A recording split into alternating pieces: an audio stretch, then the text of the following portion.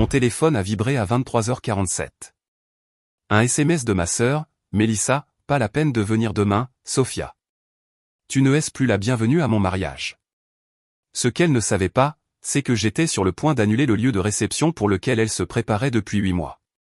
Je m'appelle Sophia, j'ai 28 ans, et ma propre sœur m'a viré de son mariage la veille de la cérémonie. Ce qu'elle ignorait, c'est que j'étais la propriétaire du lieu et que j'étais sur le point de tout annuler. Avant de vous raconter comment j'ai révélé toute une vie de mensonges avec une simple conférence téléphonique, dites-moi d'où vous me regardez dans les commentaires. Tout a commencé par un SMS. Le genre de message qui vous retourne l'estomac. Il était 23h47, la veille du mariage de rêve de ma sœur Mélissa. Mon téléphone a vibré, illuminant la pièce sombre d'une notification qui aurait tout aussi bien pu être une gifle en plein visage. Pas la peine de venir demain, Sophia. Tu n'es plus la bienvenue à mon mariage. Je l'ai lu une fois, puis deux. Il n'y avait aucune explication, pas de « je suis désolé », juste un renvoi, froid et brutal. Pendant un instant, je suis restée assise, le reflet de l'écran dans mes yeux. Je n'étais pas choqué. Pas vraiment. Déçu, toujours, mais choqué, non. Ce n'était que le bouquet final de toute une vie passée à être la déception attitrée de la famille. J'ai posé le téléphone sur la table de chevet, à côté d'un trousseau de clés gravées d'un logo discret, Grandview Hospitality, une entreprise sur laquelle personne dans ma famille n'avait jamais pris la peine de poser de questions. J'ai regardé ces clés, puis l'écran sombre de mon téléphone. Un calme froid et tranquille m'a envahi. Mélissa ne le savait pas, mais elle venait de me tendre les allumettes en me montrant le jardin parfaitement entretenu qu'elle avait passé des années à cultiver. Elle n'avait aucune idée que c'était elle qui allait se brûler. Pour comprendre pourquoi une sœur ferait ça, il faut comprendre les deux réalités de ma famille. Il y avait celle dans laquelle ils vivaient tous, et puis il y avait la mienne. Dans leur monde, j'étais Sophia Hartwell, la ratée de 28 ans, celle avec le petit boulot dans une boîte événementielle sans nom, celle qui conduisait une vieille Honda Civic toute cabossée et vivait dans un appartement exigu. Un objet de pitié sur pattes. Puis, il y avait ma réalité. Celle où je me levais à 5 heures du matin tous les jours, non par désespoir, mais par ambition. Où le petit boulot était en fait un poste que j'avais créé pour moi-même, fondatrice et PDG d'un empire hôtelier valant plusieurs millions de dollars. Où l'appartement exigu était en fait un élégant studio minimaliste que je gardais en ville pour les nuits tardives, à 2 pas de mon véritable Penthouse. Et la vieille Honda ? Elle me gardait les pieds sur terre. Je me souviens de ma remise de diplôme comme si c'était hier. J'avais obtenu mon diplôme avec la plus haute distinction, mon nom appelé avec mention. J'ai balayé la foule du regard, cherchant mes parents, Richard et Carole. Ils n'étaient pas là. Ils sont arrivés avec 20 minutes de retard, manquant toute la cérémonie, me tendant un bouquet fané acheté dans une station-service. Désolé d'être en retard, ma chérie, avait dit mon père en me tapant sur l'épaule. On devait être au récital de danse de Mélissa. Elle a gagné la première place aux qualifications régionales. Tu te rends compte ? Mon diplôme avec mention, summa cum laude, semblait n'être qu'un bout de carton entre mes mains. C'était toujours comme ça, mes réussites étaient des notes de bas de page, celles de Mélissa faisaient les gros titres. Quelques heures seulement avant le SMS de Mélissa, j'étais assise dans ce même studio, fixant un trophée sur mon étagère. Il était caché derrière une rangée de livres, entrepreneur de l'année de la région Tri-State. Lourd, en verre massif. Je ne l'ai jamais ramené à la maison. Mon téléphone a sonné. C'était Anna, ma directrice des opérations, COO, et mon pilier. « Tu es sûr de vouloir aller à ce dîner de répétition ?» demanda-t-elle, sa voix empreinte d'inquiétude, celle de quelqu'un qui avait entendu toutes les histoires. J'ai soupiré, regardant mon reflet dans la fenêtre sombre. Je dois essayer, Anna. Pour eux. Une dernière fois. Tu ne leur dois rien, sauf, dit-elle doucement. Souviens-toi de qui tu es. J'y suis allé, et c'était une erreur. Le dîner avait lieu dans un restaurant ridiculement cher. L'air était lourd, empreint d'une odeur d'argent et de jugement, venant principalement de la mère de Brendan, Eleanor Keller. Elle m'a toisé de la tête aux pieds, son regard s'attardant sur ma robe simple, élégante mais pas à accent grave l'œil. Sophia, ma chère, dit-elle, sa voix dégoulinant d'une douceur condescendante. Brendan me dit que vous travaillez dans l'événementiel.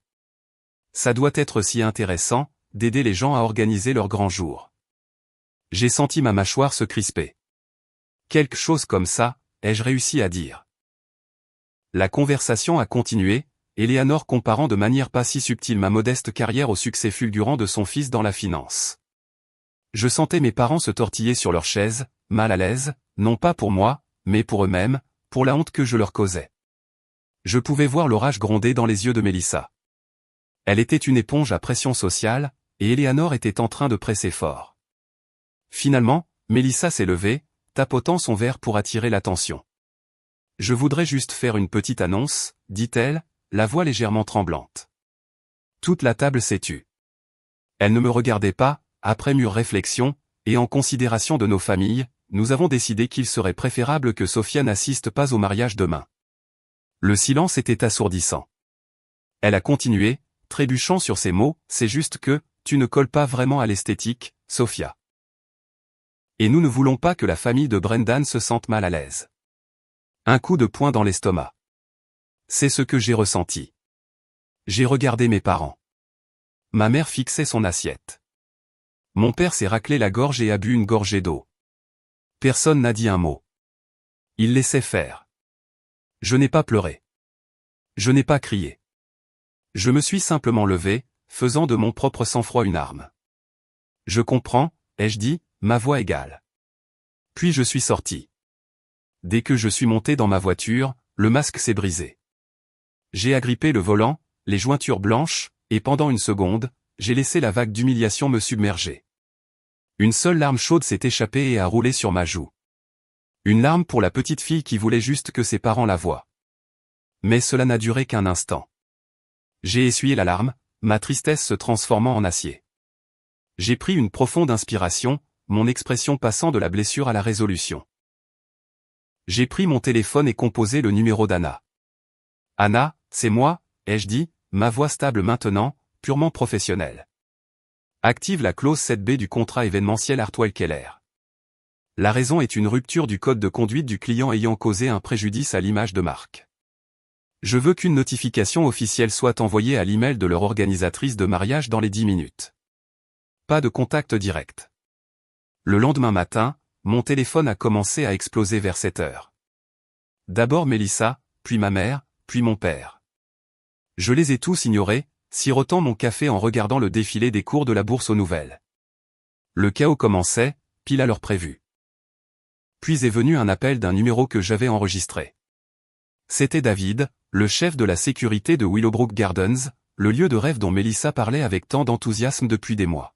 « Madame Hartwell, dit-il, la voix urgente. Toutes mes excuses pour l'appel matinal, mais nous avons une situation à l'entrée. Une certaine Madame Carol Hartwell et une Mademoiselle Melissa Hartwell sont ici et font un scandale. Elles exigent d'entrer. Elles ne sont pas sur la liste d'accès, David, ai-je dit calmement. Suivez la procédure standard. Compris, madame. Quelques minutes plus tard, mon père a appelé. Cette fois, j'ai répondu. La panique dans sa voix était un son nouveau. Sophia, qu'est-ce qui se passe, bon Dieu, a-t-il crié. Il ne laisse pas Mélissa entrer sur le lieu de son propre mariage. Son organisatrice vient de recevoir un email juridique complètement fou. Tu dois faire quelque chose. Pourquoi est-ce que je dois faire quelque chose, papa? Ai-je demandé, ma voix dangereusement calme. Parce que c'est un désastre. Nous devons parler, tous ensemble. Très bien, ai-je dit. Je vais organiser un appel vidéo pour 10 heures. Assurez-vous d'être tous là. À 10 heures précises, leurs visages sont apparus sur mon écran. Mon père, le visage rouge, ma mère, l'air d'avoir pleuré, et Mélissa, les cheveux en bataille, le maquillage coulé. Elle avait l'air anéantie. Une petite partie mesquine de moi a apprécié le spectacle. Sophia, Dieu merci, a commencé mon père, essayant de prendre le contrôle. Tu dois appeler ces gens de Willowbrook Gardens et arranger ça. Dis-leur qu'il y a eu un malentendu. Je ne pense pas pouvoir faire ça, papa, ai-je dit doucement. Il semble que ce soit une affaire juridique maintenant. Ça me dépasse un peu. De quoi tu parles, sanglota Mélissa. Eh bien, puisque c'est une question juridique, j'ai pensé qu'il valait mieux avoir des conseils professionnels. Ai-je dit. Et d'un clic, Une nouvelle fenêtre est apparue dans l'appel vidéo. Un homme en costume impeccable. Tout le monde, voici Marc Finman, notre conseiller juridique d'entreprise. Marc a hoché la tête sèchement. Monsieur et Madame Hartwell, Mademoiselle Hartwell, commença-t-il, sa voix dénuée d'émotion. Conformément au contrat événementiel, toute action du client ou de son entourage jugée préjudiciable à l'image de marque de Grandview Hospitality donne à l'entreprise le droit de résilier le contrat immédiatement. Le renvoi public d'une invitée lors d'une fonction pré-événement, surtout lorsque cet invité est un membre de la famille du client, entre parfaitement dans cette catégorie. Grandview Hospitality, balbutia mon père, confus. C'est qui, ça? Nous avons signé avec Willowbrook Gardens. Mélissa a finalement parlé, sa voix un murmure rauque. Comment pouvions-nous connaître une règle aussi stupide? C'était mon signal. Je me suis penché en avant, regardant droit dans la caméra. Tu aurais dû le savoir, Mélissa, ai-je dit. Parce que le contrat, avec toutes ces règles stupides, a été approuvé par la propriétaire de Willowbrook Gardens. J'ai fait une pause, laissant le poids du moment s'installer. Et cette propriétaire, ai-je dit, ma voix claire et inébranlable, c'est moi. J'ai partagé mon écran. Dessus se trouvait l'enregistrement officiel de Grandview Hospitality LLC. Et là, en noir et blanc, figurait le nom de la fondatrice et PDG, Sophia Hartwell. Un silence. Un silence total, assourdissant. J'ai vu leur visage se décomposer en temps réel. La confusion, l'incrédulité, puis la lueur horrifiée de la compréhension. La main de ma mère a volé à sa bouche. Mon père se contentait de fixer l'écran, le visage blême. Mélissa avait l'air d'avoir vu un fantôme. Mon père a finalement retrouvé sa voix, un murmure étranglé. Tu peux arranger ça, n'est-ce pas, Sophia? S'il te plaît. J'ai laissé la question en suspens un instant. Puis je leur ai donné ma vérité finale et dévastatrice. Il n'y a rien à arranger, ai-je dit. Une décision commerciale a été prise. Cependant, en guise de geste, il y a une solution. J'ai cliqué à nouveau, affichant une photo d'un domaine à couper le souffle, tout en pierre, en lierre et en vaste pelouse. Le domaine de Rosewood est disponible. C'est notre propriété la plus exclusive. Une lueur d'espoir dans leurs yeux. Le tarif commercial standard est de $50 000, ai-je poursuivi, payable d'avance.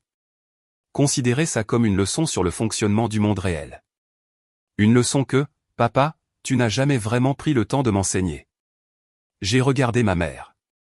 Et les bénéfices de l'événement, je ferai don en ton nom, maman, à ce fonds pour l'éducation des femmes que tu qualifiais autrefois de perte de temps. Juste pour que tu puisses voir la valeur qu'un rêve inutile peut réellement créer. Je ne serai pas présente, bien sûr. 8 mois se sont écoulés. 8 mois de silence tendu. Puis une lettre est arrivée. Pas un email, pas un SMS, mais une lettre manuscrite sur du simple papier à lettres. C'était de Mélissa. Elle ne s'est pas contentée de s'excuser. Elle m'a dit qu'après le mariage, qui avait eu lieu à Rosewood, elle n'arrêtait pas de penser. Elle avait fait des recherches sur mon entreprise. Elle avait lu des articles sur moi. Elle m'a dit qu'elle avait visité le fonds pour l'éducation des femmes et qu'elle avait vu de ses propres yeux le travail qu'ils accomplissaient. Elle a dit qu'elle avait honte. Pas parce que j'avais réussi, mais parce qu'elle n'avait jamais pris la peine de me voir, moi. Elle m'a demandé si on pouvait prendre un café. Nous l'avons fait. C'était maladroit.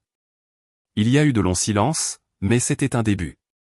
Ça va prendre du temps, Mélissa, lui ai-je dit. Et elle a hoché la tête, compréhensive. 1 an plus tard, j'étais au mariage de notre cousin. C'était à Rosewood. J'ai observé ma famille. Ils étaient différents. Les anciennes dynamiques avaient disparu, remplacées par un respect discret et incertain. Pendant la réception, mon téléphone a vibré. C'était mon père. Je me suis préparé. Salut S, a-t-il dit, la voix hésitante. Petite question. Je pense à déplacer une partie de mes fonds de retraite. Je regardais ce portefeuille technologique. Qu'est-ce que tu en penses? Je suis resté là, entouré par les rires et la musique d'un mariage où j'étais vraiment heureuse d'être, en train de donner des conseils financiers à mon père. Il ne demandait pas la charité. Il ne me prenait pas en pitié. Il demandait mon opinion. Mon expertise. Après l'appel, j'ai regardé les jardins, une coupe de champagne à la main. Et je l'ai levé, sans m'adresser à personne en particulier, juste un toast silencieux, à moi-même. La paix, ce n'était pas qu'il voit enfin ma réussite. C'était qu'il voit enfin ma valeur. Et plus important encore, c'était de savoir que je n'avais jamais eu besoin de leur permission pour l'avoir, en premier lieu. Merci beaucoup d'avoir écouté mon histoire. Le chemin a été long, et je suis encore en train de le parcourir. J'aimerais savoir, avez-vous déjà eu à redéfinir complètement les limites avec quelqu'un dans votre vie? Racontez-moi votre histoire dans les commentaires ci-dessous. Et si une partie de ce récit vous a touché, je vous serais très reconnaissante de liker cette vidéo et de vous abonner pour plus d'histoires.